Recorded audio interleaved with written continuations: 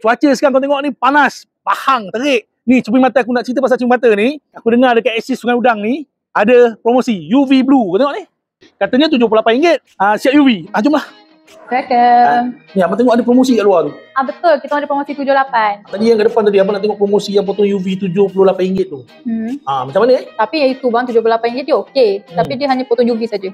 Kalau abang nak lagi baik, abang tambah lagi RM10, dah jadi RM88, abang dapat yang tukar warna. Oh, cermin dia boleh tukar? Kalau macam maksud dia kena panas, dia tukar jadi gelap? Betul. Baik tak? Boleh tak abang nak yang jenis macam tu? Memang ngam sangat lah promosi kantang tukar warna dengan bingkai baru RM88. Jadilah aku ambil. Pemeriksaan mata pun percuma tau kat sini. Kau ingat tak dulu kalau nak fitting dia guna manual tau. Dia guna pen macam ni. Sekarang dah moden bang. Dia pasang alat dekat cermin mata, lepas tu dia snap gambar kau.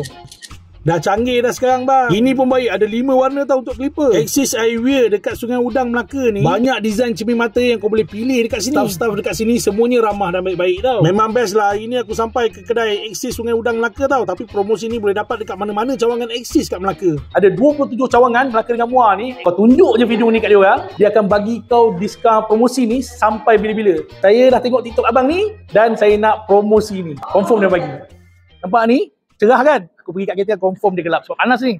Dengan cuaca panas macam ni kau kena ada spek mata UV macam ni, nampak? Dah gelap kan? Dia ikut cuaca lah, ikut UV.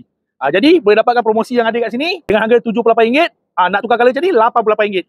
Kawasan Melaka dan juga Muar dapatkan promosi yang terbaik ni.